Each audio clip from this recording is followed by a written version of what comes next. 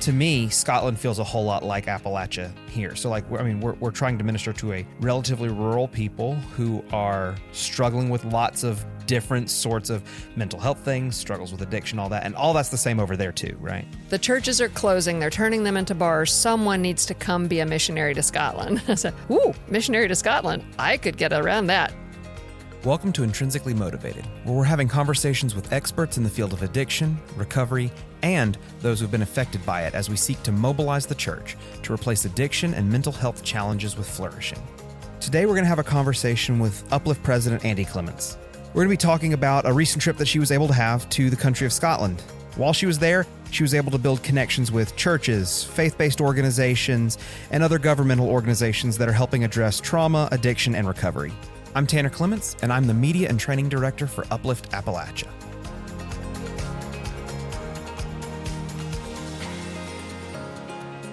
All right, so you went to Scotland on ETSU's dime, which is pretty awesome. Why is ETSU sending people across to Scotland right now?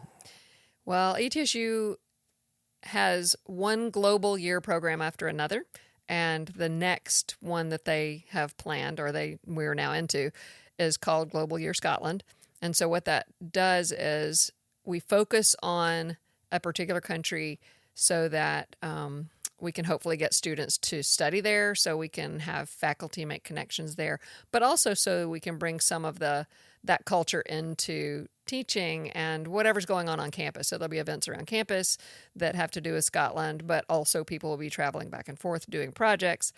Several faculty proposed projects that were accepted in various different areas, and mine was one of those projects that was chosen. And you've been to Scotland before, so you obviously were excited. I remember you were very excited when it's like, oh, Scotland, I can work there. I know lots of people over there. What is it about Scotland that you've, been so connected to for so many years? Well, several years ago, Dale, your dad, my husband, and I both, through several events, decided to say, okay, God, wherever you want us, whatever, we'll sell the house, we'll go wherever.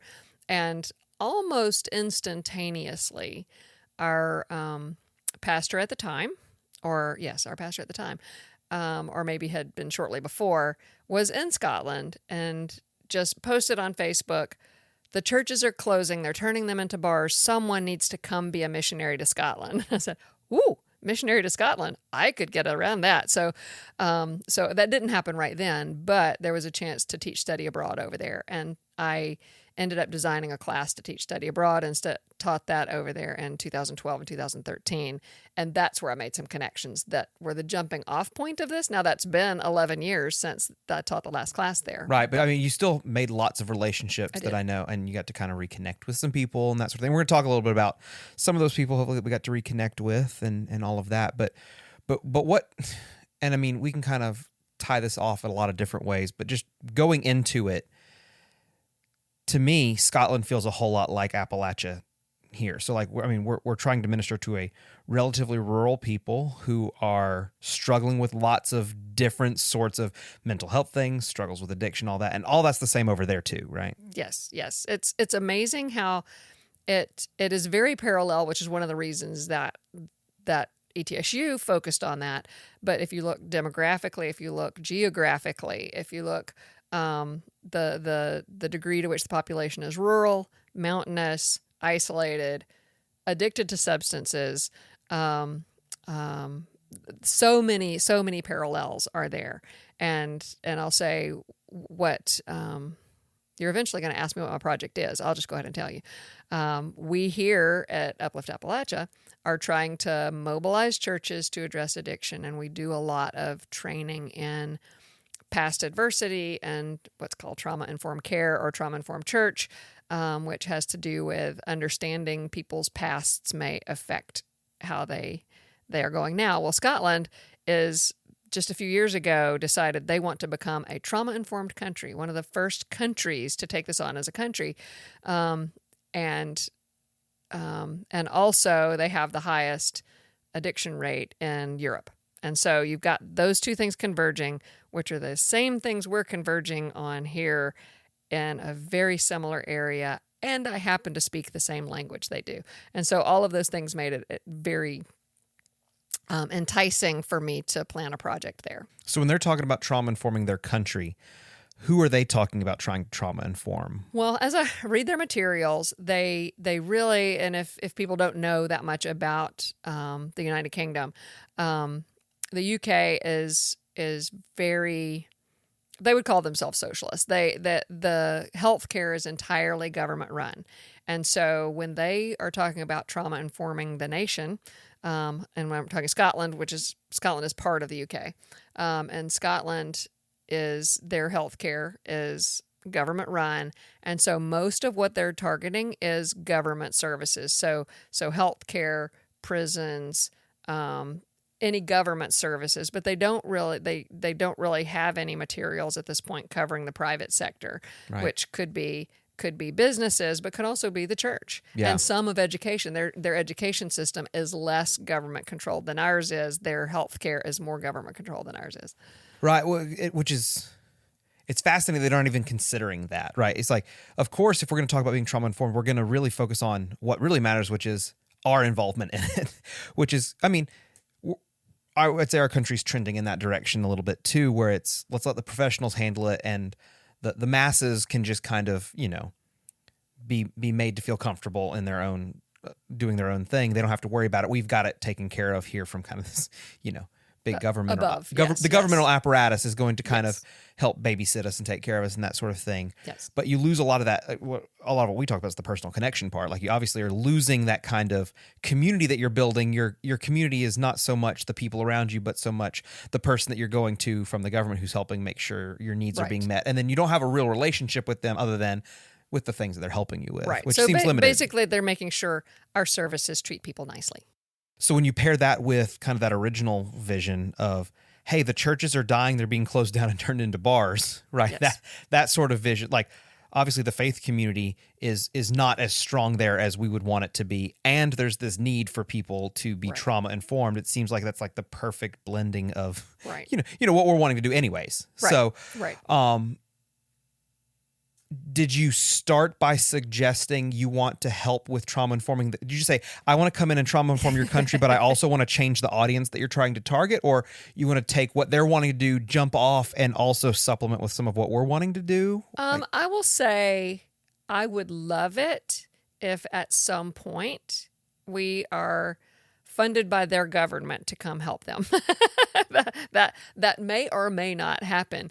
But what I did, well, let me speak a minute about the addiction piece too, because I studied their materials and looked at their push to trauma inform the country, and looked to see if they had really included addressing addiction within that, which was not there.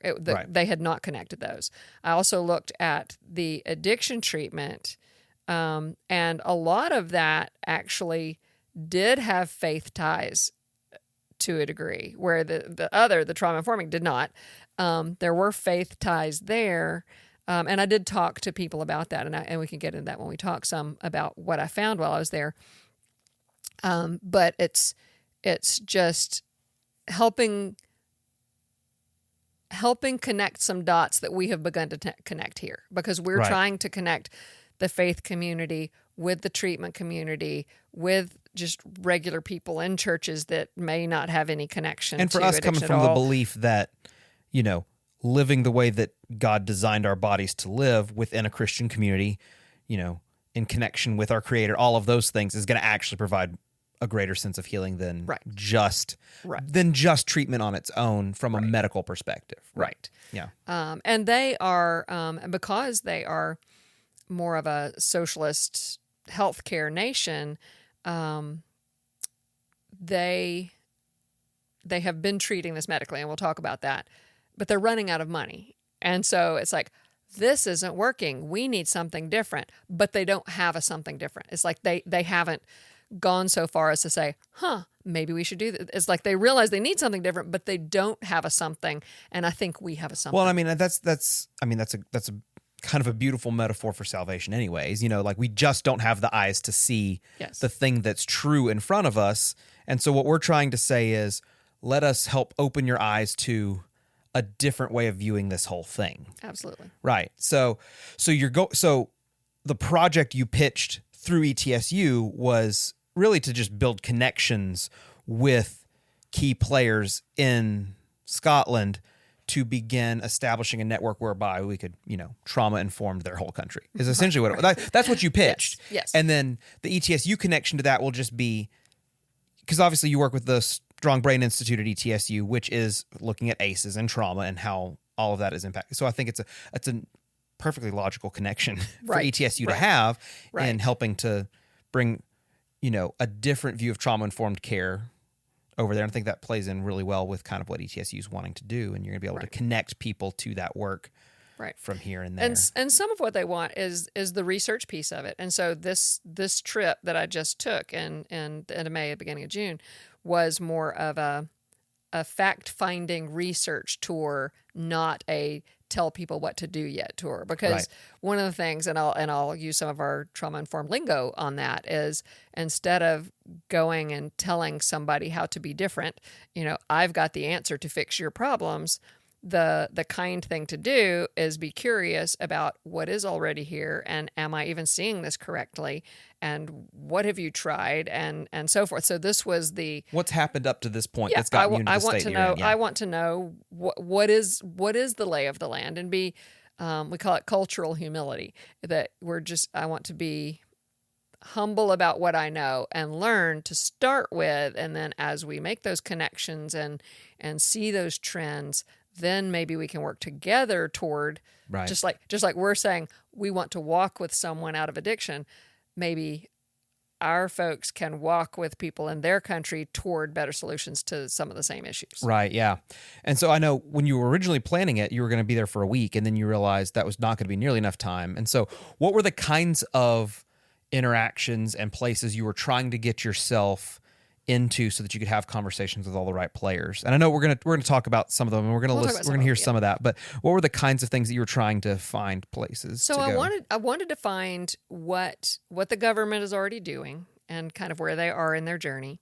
I wanted to about trauma informing and also about treating addiction, and I wanted to find out where the church is involved and where they are not, and which of the churches are involved and which ones are not.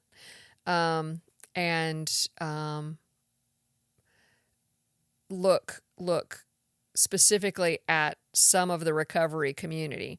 And so some of the connections that I had before, and this goes back to the study abroad class, I had various people came and spoke to my class. The class was psychological aspects of humanitarian aid. And the first year that I went, I was trying to get various different organizations, faith-based and not, to let my students participate in whatever they were doing as a way to have a humanitarian aid experience. And then we went and talked about, what was going on, how did you feel, was it hard, those kinds of things. And so I made some connections just the year before I did a site visit and made some connections. And then I got those people to help me set things up. Well, so various people came and spoke to my classes. One of the people that came and spoke was working with Edinburgh City Mission, which is in Scotland. And he was in recovery from alcoholism. And we just hit it off, became friends, and have stayed in touch on Facebook. Facebook is a great research tool. Stayed in touch over the years just as friends. But then when this opportunity came up, I said, hey, would you be interested in helping me find some connections? And he just took it and ran with it and set up people for me to interview. He and his wife are both in recovery. And and he's living in the Scottish Highlands now. So darn if I had to spend a couple of days in the Highlands. And so then he had another connection who started an organization called Christian Recovery Scotland, put me in touch with him, and he took the rest of the days and filled them with people. And so most of the time I was there, I was talking with people in recovery communities and churches. I didn't really have connections to government folks, except that I did, before I went, I did Zoom with a member of Scottish Parliament. And then one of the connections that I made while I was there is going to put me in touch with some more of the government people. So I did Right. a lot more in the church and recovery arena on this trip, and still have more to do. But you also got to go into a correctional facility as well, right? I did get to tour a prison. I did. And learn a little bit about what that looks like over there. That is true. And that actually, the governor of the prison, they call them governors there. The governor of the prison was actually sick that day, and so she didn't get to meet with me, but she is a Christian. And so she was very much about, oh, yes, come bring this on. But she was sick, and so I met with the deputy governor, and he gave us the tour and had a great grasp of actual trauma-informed principles. He was talking about what they've been doing at the prison. Apparently all the prisons are not that way, but this one, he gets it. And like, we did the tour. You found the right one to go to. And he would show us how they have integrated that in their processes, and even the way the long metal hallway was going to be brightened up and made a little less scary and depressing and things like that. But I also met the chaplain for the prison while I was there. And because I need more work, he is working on his doctorate, and I'm going to be directing his research project. Well, there you go. You're not busy enough. Connections made. You're not busy enough as it is. So let's just, I know you got to kind of sit down and talk to lots of different people. Yes. And I know you recorded a lot of those conversations. And to be honest, a lot of those conversations are not super high quality recordings. It's more for us to be able to go back and kind of remind ourselves what you're talking about. But I do think there were some things that you got to talk about with certain people that's really helpful for us to kind of hear and kind of revisit. So I want to talk to you about some of those conversations. Sure. And maybe we can play a couple of those clips.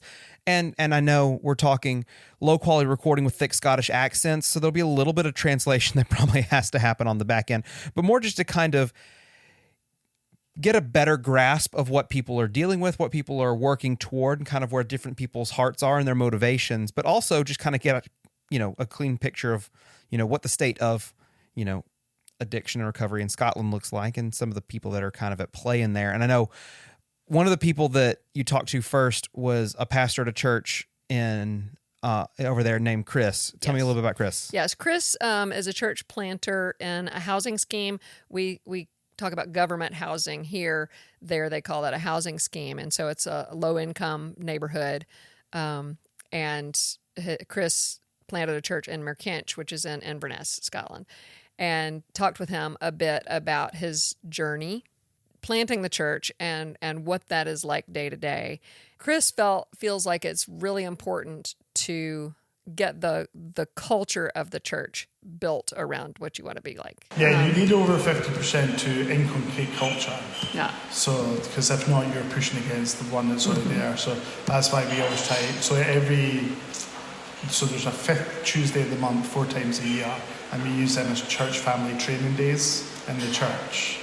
So we do stuff like contextualization. The last one was actually on trauma. We looked at the life of Joseph, and the main question we asked was, how come he wasn't bitter and broken by the end of his life? Right. Because that's generally what happens in the scheme. As people experience trauma and hurt, they become bitter and broken and isolated because they fall out with everyone because of that.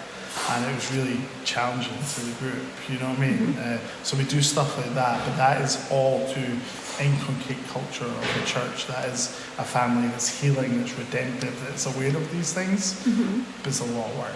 Yes. But even the committing to do that work, even I'm going to commit 4 Tuesdays a year, just that much, or 5, however many it is, just committing the time to that is huge. Our first ever convert, died from an overdose on Christmas Day. What happened to him was he had like a severe breakdown, fell out with all his family, became an alcoholic, came to church, became a Christian, was sober, and then the first Christmas when his family were going to come to his for a meal, they all cancelled last minute. So he went out and got 2 bottles of Buckfast and drank them, but he hadn't drunk in such a long time. His liver went into shock and he passed away in his sleep. I have had to explain to our church family that might be our ministry, like snatching people out of fire and the Lord taking them home. We need people like that in this scheme. Just roll up their sleeves and give of what they've got.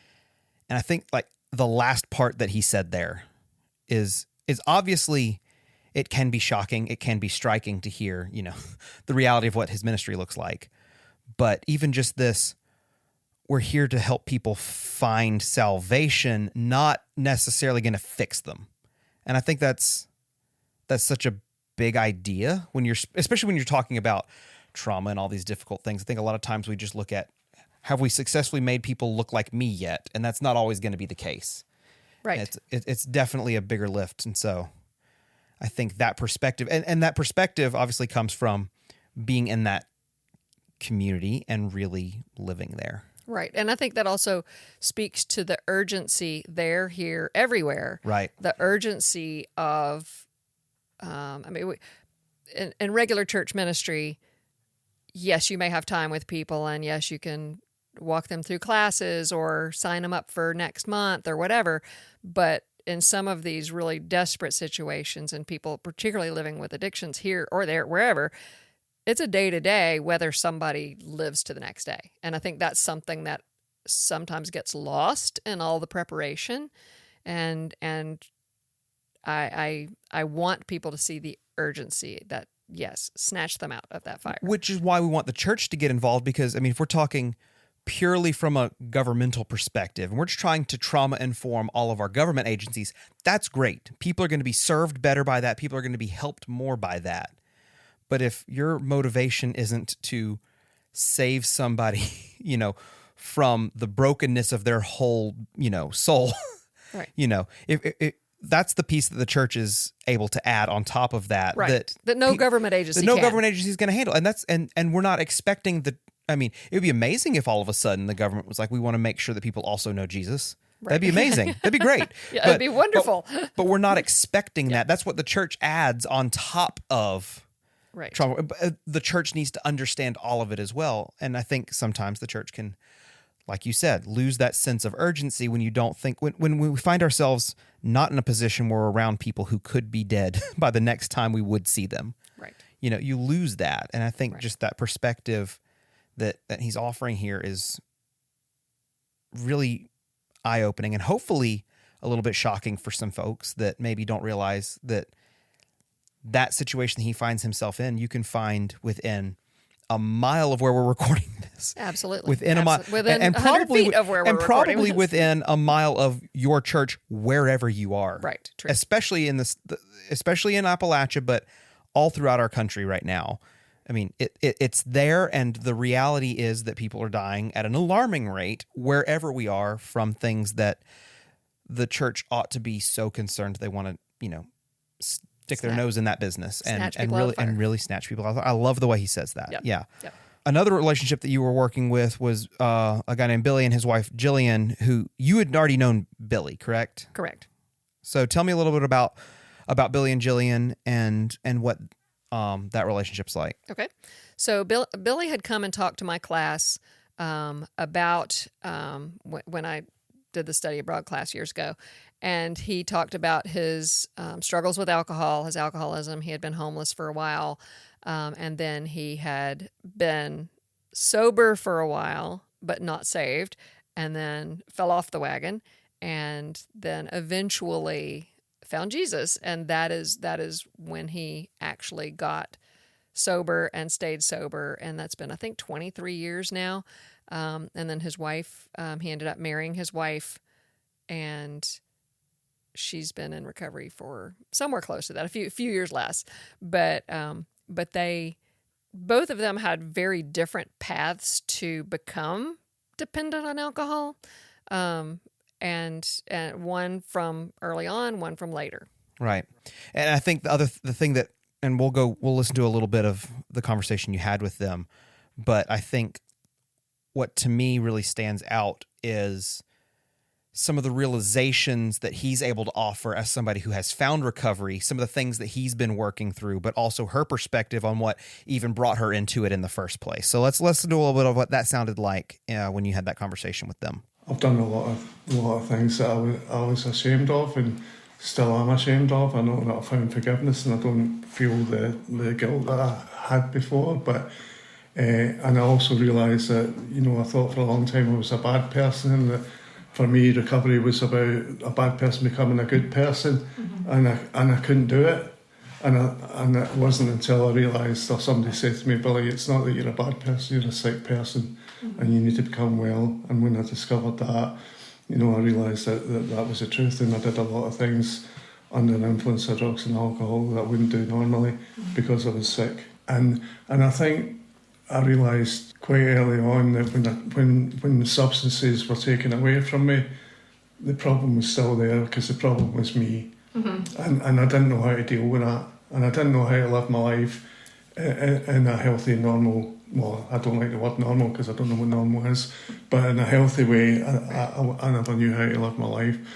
In my teens, so I suppose this is like pretty predictable, so I developed an eating disorder in my teens through my 20s. So I had that, and I had depression, I had mental health problems, so depression, anxiety, eating disorders. And then when I was 31, 32, that then changed. I lifted my first drink of alcohol, and then it was like suddenly everything shifted. And then I became an alcoholic. I knew I had the problem, and I knew I needed help, and I wanted help. And I remember really quickly into my drinking, going and asking for help. And then nothing worked. Like, nothing worked. And I accepted that I would die from it until I came into the Fellowship of Alcoholics Anonymous. And that is what saved my life. Yeah, the other thing that Gillian said right there at the end that really, I think, stands out in sort of a sad way to me, and this isn't anything on her, and this isn't speaking ill of AA. She absolutely has found a wonderful community within AA. And I think that's amazing that that's been super helpful for her. But the fact that they have found their community, their tribe, only within AA. Not saying that AA's not a wonderful, helpful thing for some people who are finding recovery. But the fact they haven't been able to find that church community, I think, speaks to kind of the culture of the church in Scotland right now. And I think that happens a lot here too. Yes. Right? Yeah, absolutely. I think it's that they got comfortable there, and I won't say stopped actively looking for a church community because that connection was being fed through AA. And both of them are believers. Both of them are absolutely, they do their quiet times and all of this stuff. They are trying to maintain that spiritual growth, but it's alongside the other, which is AA, because that's not really, it's not the church central and that's not, and again, that's not a problem necessarily with them, but it seems to reflect again a dying, inactive, maybe a little bit apathetic church that's not providing the space where somebody who is in recovery is able to find that same connection within the body of Christ. And these are people that are looking for that. They have learned how to seek out that community because they know that community is so important for them. And it's a shame that the church isn't really there for them at the time. And I know we hear this story happening over there, but we hear that same story happening here too. Yes. I tried the church and the church just didn't welcome me in the way that I wanted it to. And sometimes that's a selfish thing, but at the same time, it speaks to why the church needs to have this big, broad understanding of what people have gone through and the level of effort it's going to take to help people kind of find their way into, that God-ordained, biblically based, designed, kind of community that we function best when we exist within it. Right. So after that, I know you had a busy day at the Christian Recovery Scotland Networking Day. What was that? I did. So one of the people that I had made a connection with, who actually ended up setting up a lot of the interviews that I did while I was there, Stan Mallock, who runs Christian Recovery Scotland, which is an organization that's trying to pull together Christians that are interested in addressing recovery somehow. And it just so happened, and I don't think anything is a coincidence, so it wasn't that they were having a networking day for churches and treatment organizations and any Christian, anybody who is interested in addiction and recovery on the first Saturday that I was there. And I was asked to speak at it, which was honoring and a little bit scary. But so they had several people from treatment organizations and other ministries that were there, and it was at a church. Another non-coincidence is when I had my class over there. One of the places that we worked with was a food box program, a food pantry, and the food pantry was at the church where this event was held. So I had already been to that church. Nothing to do with it. Different pastor, different everything, different organization in the exact same small church next to a housing scheme in Edinburgh, Scotland. So I was already very familiar with it. I had even been in the room that I spoke in. But. So were there any major take-homes from that day or themes or gaps that are being missed or anything that you were noticing that day? Or I don't know that I noticed themes or gaps yet. There were several organizations there. I think the several people in recovery who had been through some of the programs spoke. And I think the testimony of someone who has walked that journey and is now successful is still the most convincing, the most inspiring, whatever. You know, you have people that for years were in and out of jail and addicted for a decade or two, and now they're saved and flourishing and saying, come with me, let me show you how this can actually happen, and healed. I mean, always, yes, you can have slips later and whatever, but for now, it's those people you think, I can never see them living any differently, and here they are. Yeah. Completely different. There's a reason so much the Bible calls us to look back at what we have been, Right. to be reminded of what we're capable of, Mm-hmm. and so we can see what God's been able to do in our lives. Absolutely. And it really was a day of people giving glory to God for where they had come. It was like nothing. It's not because of this treatment or this program or this medication or this, book or whatever. God it working was, through. It was God. God working through Right. things. Right. So and you, so obviously you got to talk. So what were the things that you got to talk about that maybe they were most excited to hear or were affected by? Okay. Well, I was talking about what Uplift is doing. But what I ended up talking mostly about is something that we have not really talked about on this podcast yet much, but probably will.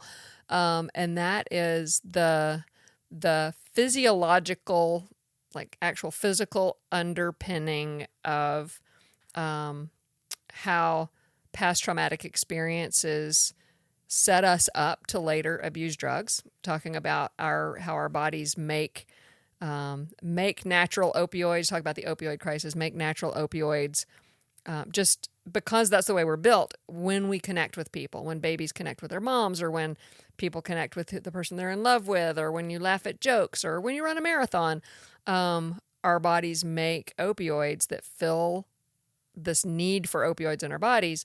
And so when we're neglected or abused or whatever, those are empty. We're not creating those. And so when an outside opioid comes in, some kind of drug, or even things that are not opioids, outside substances come in, we're hungry for them. And so it's very easy to become dependent on that because it feels like that love you didn't have, or it takes away that pain that you felt, and so forth. And so I explained that. And one of the things that we're really interested in is that overlays so beautifully with God creating us to be with people and with Him.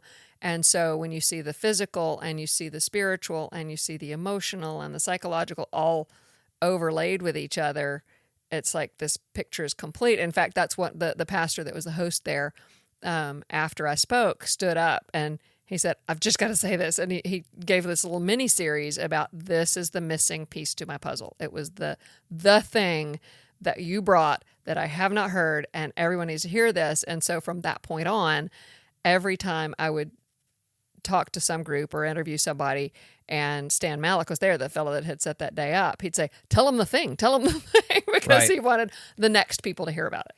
Yeah, because I mean, and you talk about how we feel neglect and stuff, those parts of our brains aren't being, satisfied. But also, even for people who maybe didn't experience all those neglects, but then began experimenting even on their own, they're still numbing their own ability to produce that same, internal opioid all the same, and they can find themselves in that same place where...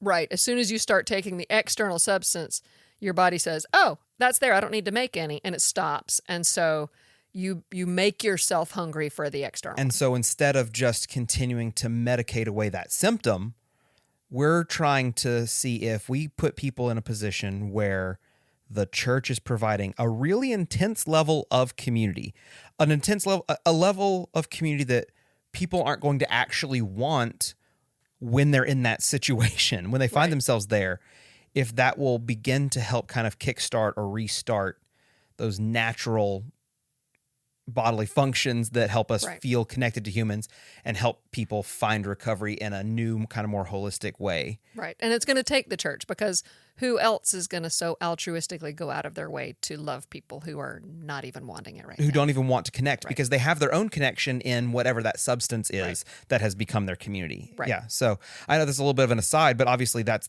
they're hearing the same things that we're saying we think we see, and they're saying we need this. Yes. And so I think it kind of speaks to how we're in the same place there and here.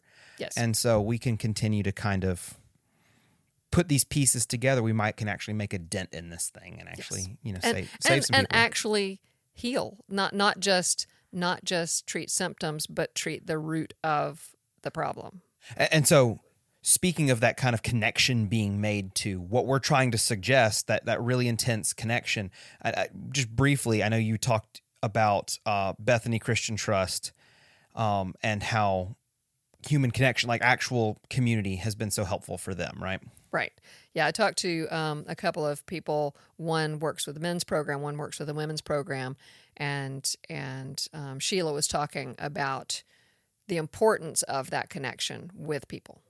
And that's just, they're really special times getting to take people away. Sometimes people lived in Scotland their whole life and never been kind of north of Edinburgh and got this beautiful country, and just getting them out into the countryside and time just to by fires and swimming in the lochs. Time, isn't it? Yeah, uninterrupted time, and it's so special, and creating these memories for people that they've just, and experiences for people they've never had before, and just so much laughter. There's a lot of laughter as well as conversation, like people. I feel like they kind of weep with those that weep, and we laugh with and celebrate with people as well. It's so precious to get to know people and sometimes be the person that they're like, I need to tell you this thing that happened to me, like this really exciting thing, I got accepted onto this college course. Or for the staff to be those people for those individuals is like a real privilege.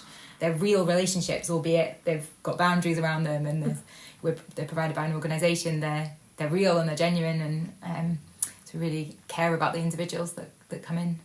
So I'm interested in how you choose your staff, because that's what I'm hearing. It's like you've got to have people that love your residents. Yeah, exactly. And in some ways you can't teach that. Right. Right. And I guess that, well, I'll talk for me and you can chip in, Dave, but the common thing that we would look for at assessment, like it's great if people have experience of working with people that have gone through addiction and people that have worked in homelessness, but actually more important than that would be the someone's faith and their love of God and their love of people and ability to build relationships with people, be warm, be welcoming, and that might be harder to teach, although you can teach some things, but that kind of natural ability to connect with people would be what would be common for us, I think. Yeah. So, I mean, yes, in hearing her passion, like what was your take home from your conversation with her, really? That there's a lot that needs to, I think people need to know things about it. I think a lot of it is that people just don't know. People don't know that they have choices. They don't see how even that the church has a role to play in this. And I think that is something that all of these brought in, that they have a lot of the same problems we do. There are some people that are ready to take this on, and being able to connect the right people with the passion and the resources and so forth is the same there and here.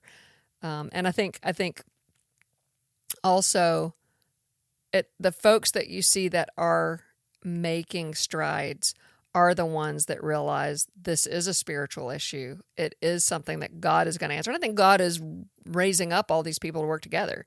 And I think we need to not be short-sighted and think, oh, we can fix this on our own, or the government can fix it. Right. So it's like, and again, it's the same things that we're fighting here. Yes. We're starting at a position of, we just want to get awareness and knowledge out there, but also begin to ask the question, what if we looked at this a slightly different way?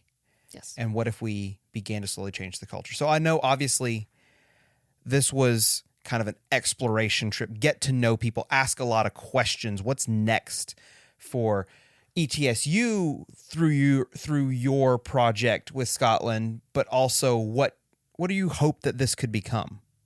I hope that we can. I would love to be able to extend the reach of Uplift Appalachia, not because it's Uplift Appalachia, but because I believe that God has really been directing us to see His heart for this, and to use biblical interpretations of the science and biblical views of the medicine, biblical views of the relationship. And I think that is what some people there want also. And I think if we could get kind of a consistent message, and also I just love people there, and I love it's a beautiful country, and it gives us and the fact that they're already a little bit ahead in some aspects of where we are here, and we can kind of see how asking these right questions of the right people, we can kind of begin to demonstrate how effective, having, like we say, an intrinsically motivated church. Absolutely. Doing this is going to make a big difference. And so I think it's a really cool opportunity. I think it's nice for people to be able to see it working. I think it's nice to be able to see that we're not the only ones that are struggling in this way sometimes. Just to have that connection of, we're not alone in the things that we're facing, and that there are people over there that want to help people there and here, and vice versa. We want to help people there, and we also want to get people here just as motivated to serve and help people find lives of flourishing, here just as much. Yes. So I'm really excited about the potential of what it could become. And hopefully in the end, Uplift Appalachia is helping grow Uplift Scotland, and Uplift Scotland is over here helping grow Uplift Appalachia, and it just becomes this amazing opportunity to see what God can do when we can motivate a church to really live the way that they're called to, and love and serve people in this really specific but so important way. Intrinsically Motivated is an Uplift Appalachia podcast. Uplift Appalachia seeks to replace addiction and mental health challenges with flourishing, and we believe that an intrinsically motivated church is the answer. To learn more, visit upliftappalachia.org.